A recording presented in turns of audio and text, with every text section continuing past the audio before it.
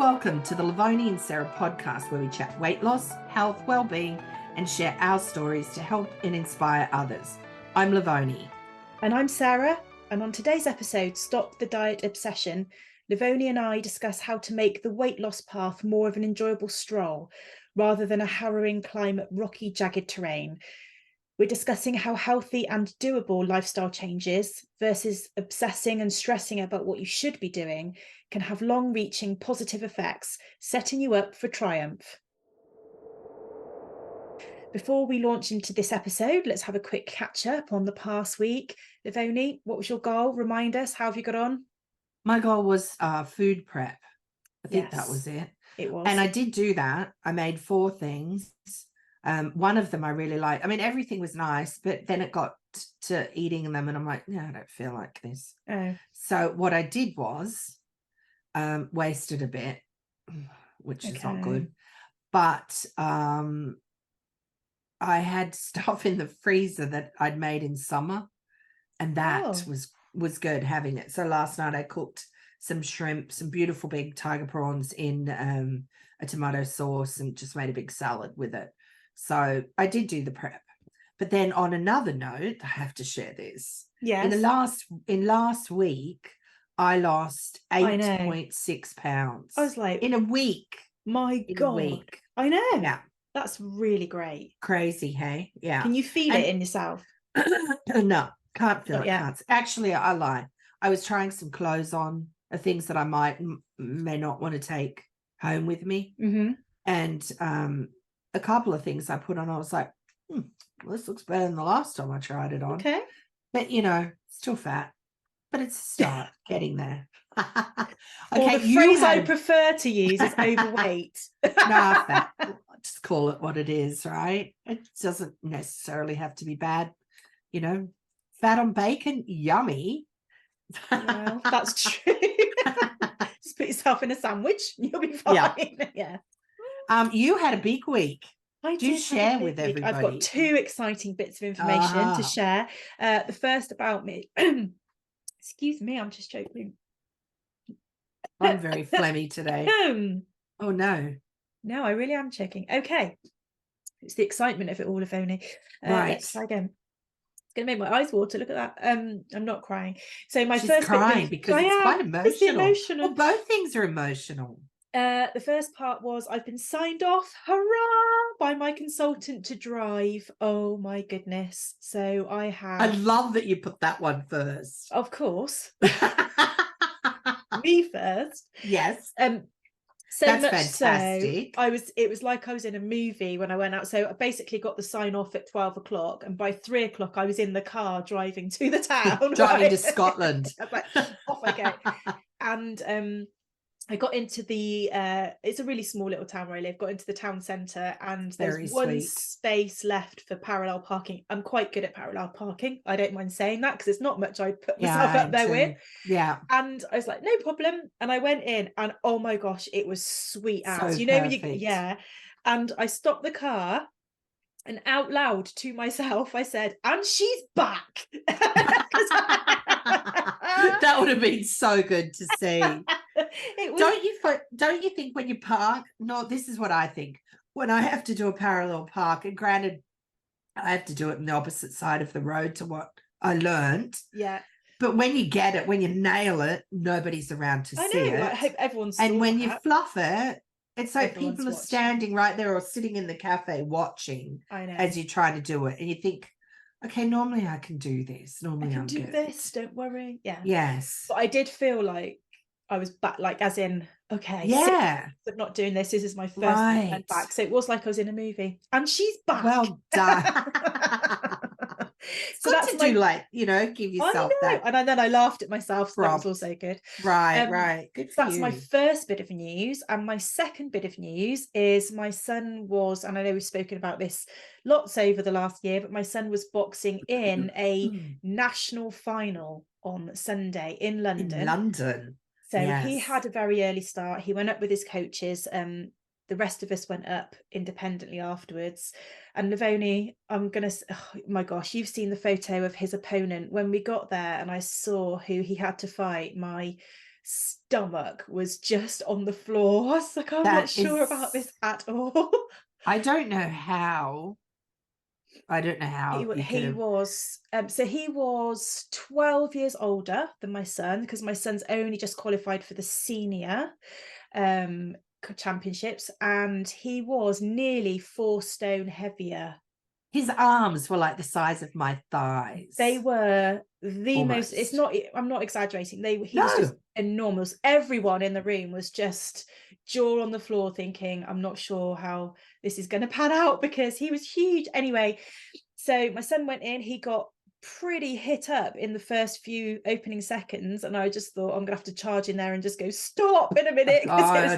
Clearly I'd never do that, just in case my son's listening, don't worry. Yes, your mum's not going to show you up. But and he got a standing count, so that moment of thinking, oh my gosh, is he all right, is he okay?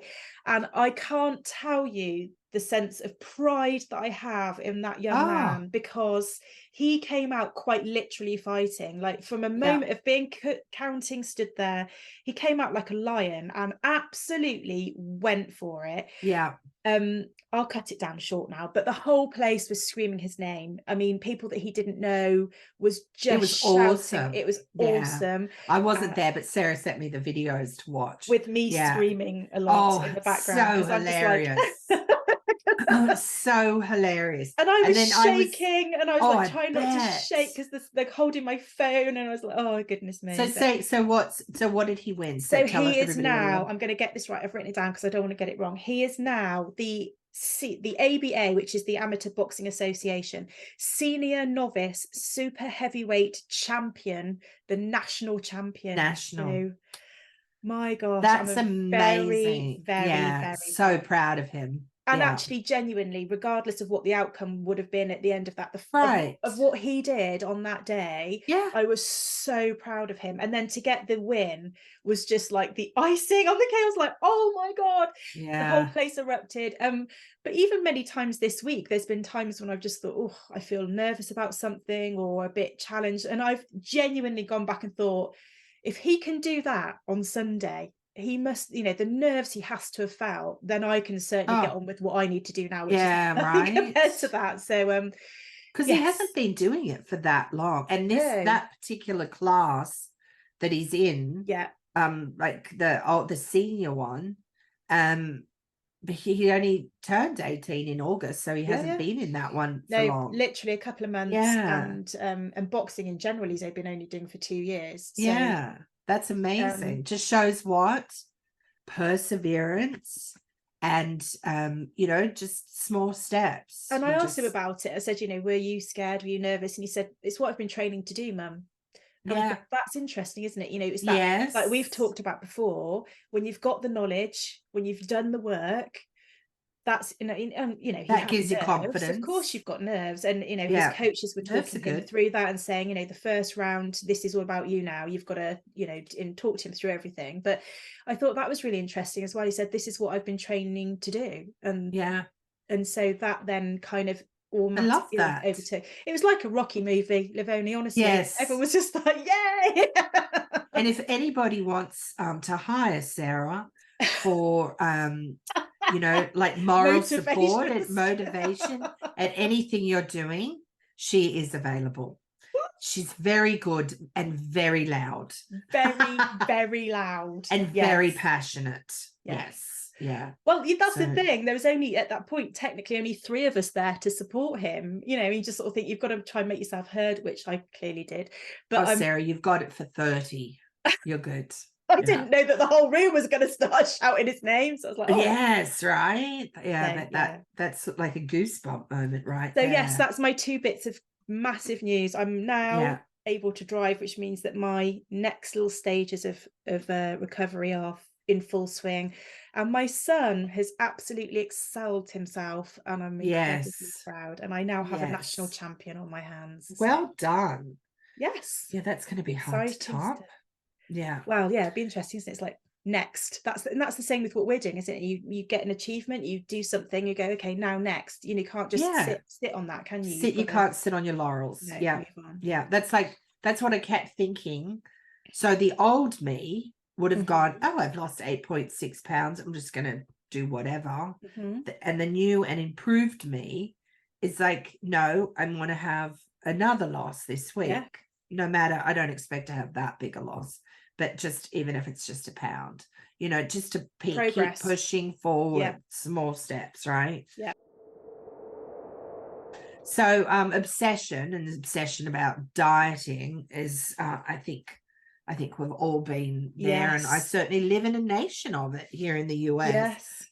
But you know, the word obsession, and most people know this, means an idea or thought that continually preoccupies or intrudes on a person's mind, like a fixation. Mm-hmm. But I think the word obsession definitely has negative connotations, doesn't it? Yeah, and it does. I am a firm believer in that you bring about what you think about, you bring about. Mm-hmm. So if you're constantly obsessing about it, and about, like, in a negative way, because I know my thoughts have always been, up until recently, negative about it.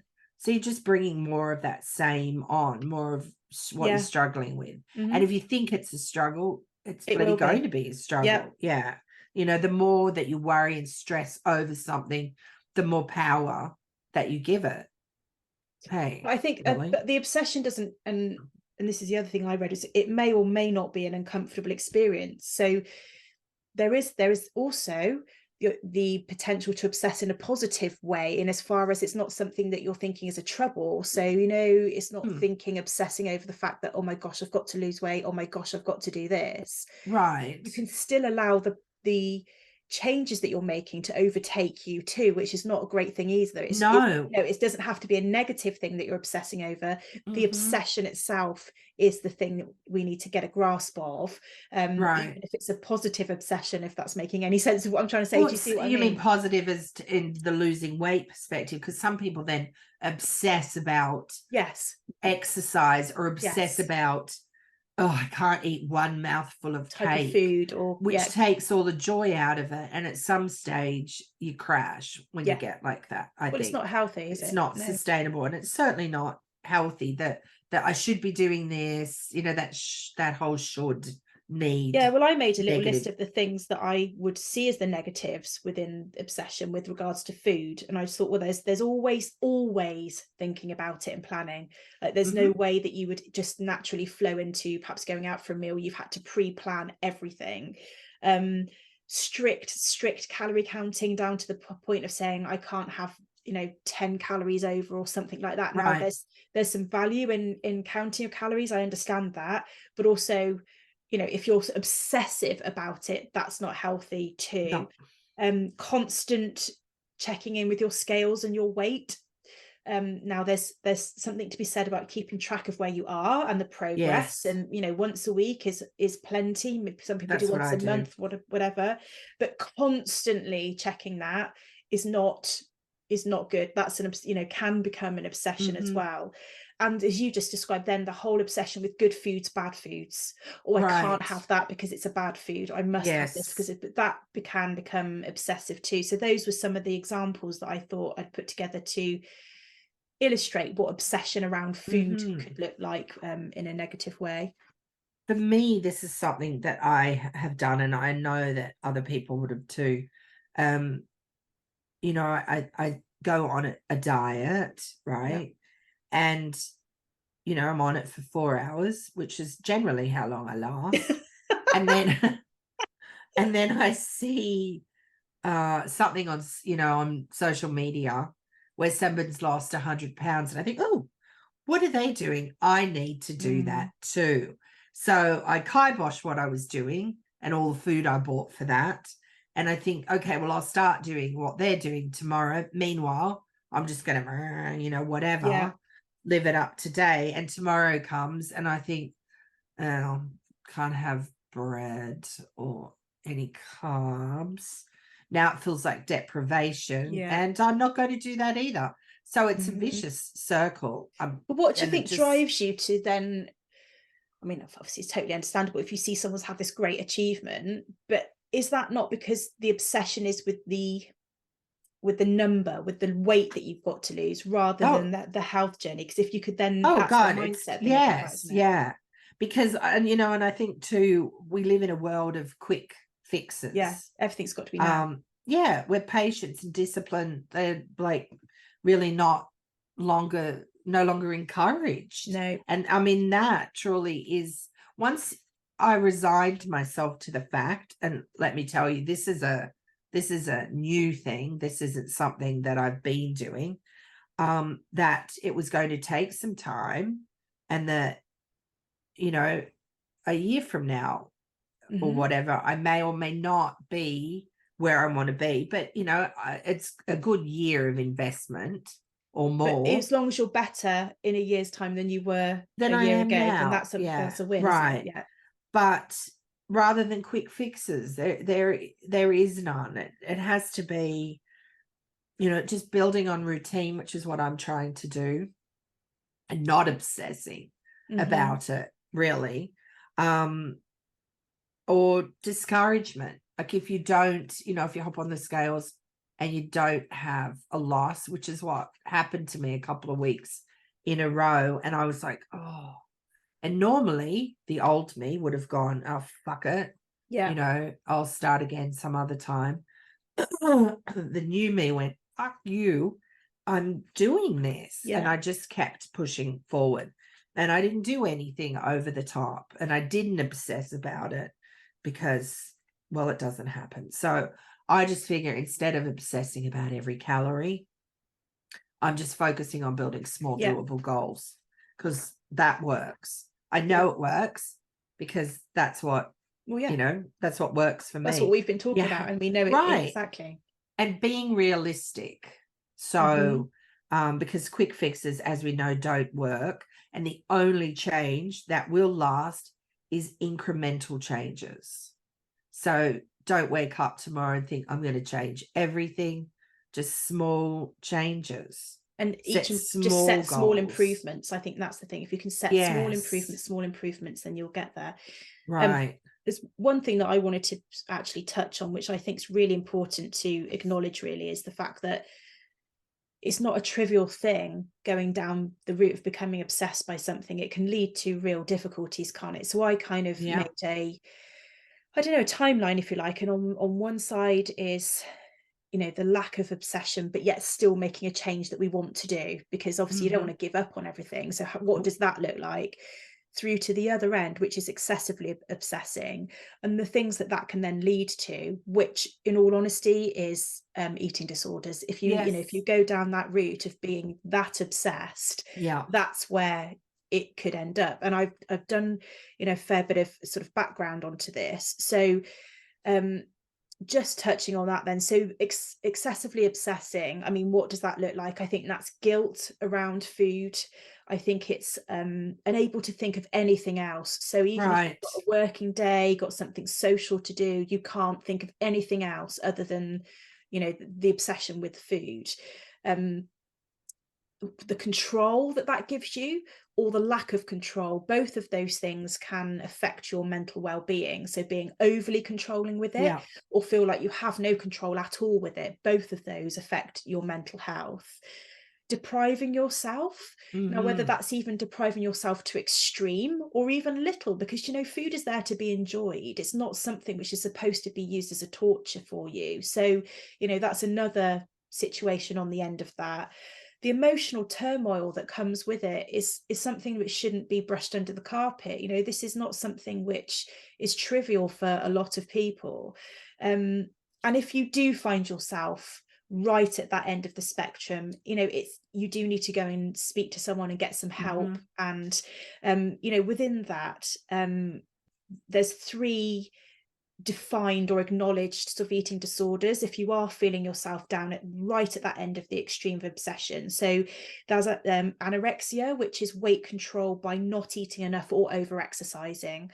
Bulimia, which is losing control about how much you're eating and then taking drastic action to try and rectify that, whether it's vomiting or taking laxatives or such. Or there's binge eating disorder, which is actually recognized within those issues itself, and that is eating large portions of food until you feel unwell. and as I've talked about in the past, I found myself in that category in my sort of teenage years. So I have experienced that. And there's times when you can still feel yourself slipping into that, you know, for those different things. So it's a lot of hard work. Sorry, I think I'm wheezing, excuse me. Do you need my inhaler? I may do. Do you want to just chuck it on over? I thought I heard that. I think that was me. I've never wheezed. Sarah, you've got to cut down to at least just a pack as well. It's all the extras. Oh my God, sorry. Oh, did you talk? He never answers me. My Siri I've got it set to, sorry to interrupt, an Irishman. And I have my phone muted, and when I ask him a question, he goes, like he's got this attitude, or he just doesn't answer. And just suddenly out of the blue, he decides, oh yes, what can I help you with? I'll do that. Sorry. Now. That's okay. He wanted to be part of the whole thing. He did. The other interesting listing that they've got is an avoidant or restrictive food intake disorder, which is ARFID, but that's when you really hyper obsess about certain foods, and actually that's a whole different situation again. But the three then, so the anorexia, bulimia and binge eating disorder, all of those are something which you have to seek medical advice over, and some support and some help. Depending where you live, there's a whole raft of support and help out there for people. Here, the NHS website has some additional support, and that, you know, there's lists and lists of people. So if you find yourself, or even your own GP, you know, go and speak to your own doctor. If you find yourself right at the end of that excessive line, please do, you know, understand that there's help out there, and it's not something that you should just try and ignore or feel ashamed about. You just need, that's generally what happens. Yeah, exactly. Unless there's intervention involved. But there's also, I mean, you know, that's the one extreme. There's also that middle ground, like you said. It's it's, you know, like a spectrum there, where people obsess about, okay, so I'm going to go on holidays or vacation, I need to lose 30 pounds, and they start obsessing about it. And what happens is they tend to, because now they're stressing, and then they tend to put the weight on. That's happened to me before. The pressure, many times. It's the pressure.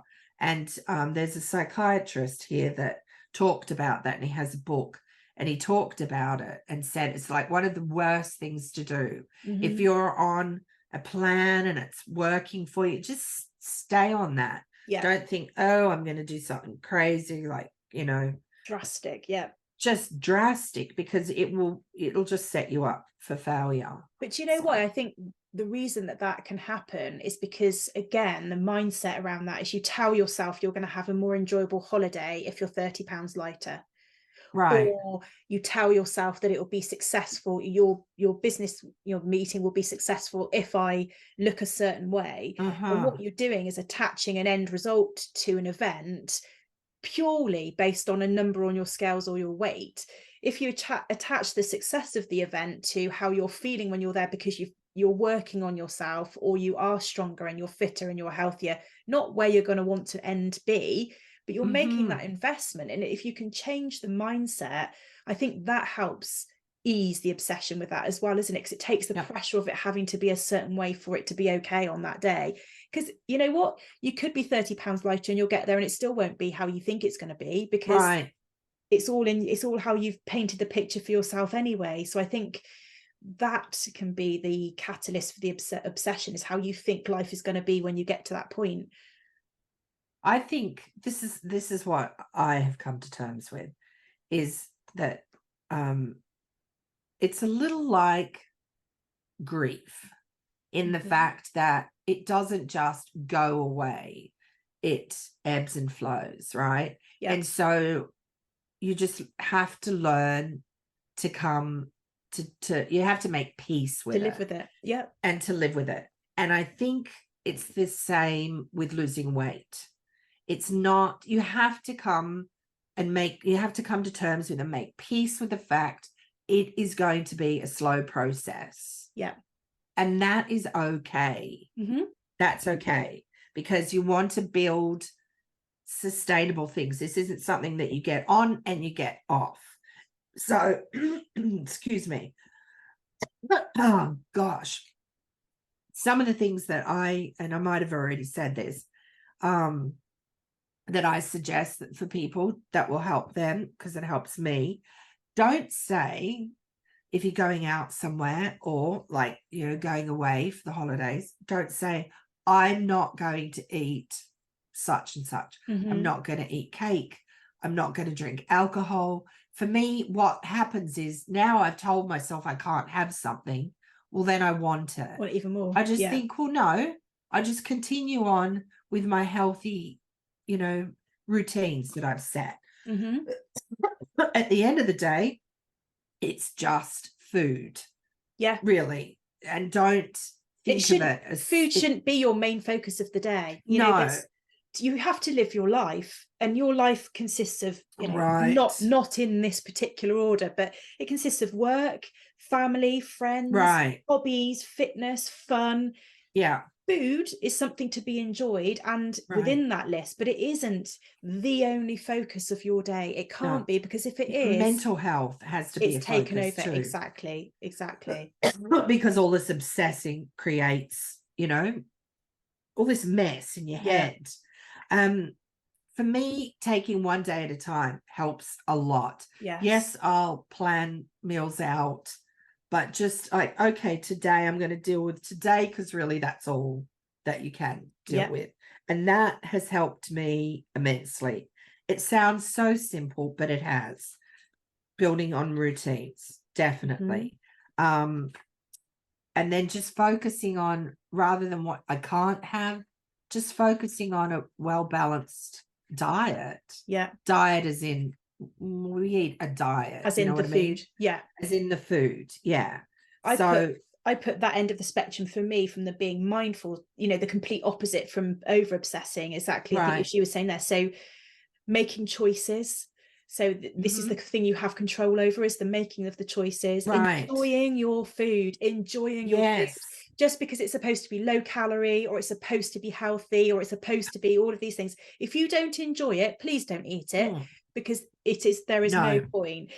You're investing in your health, you're investing in yourself, and that's worth remembering.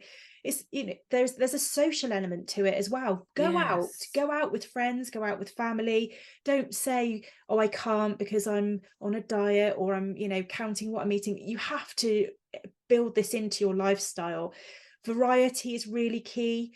Don't just stick to the one lunch that you know is absolutely fine, that fits within this little band, and then you eat the same thing over and over.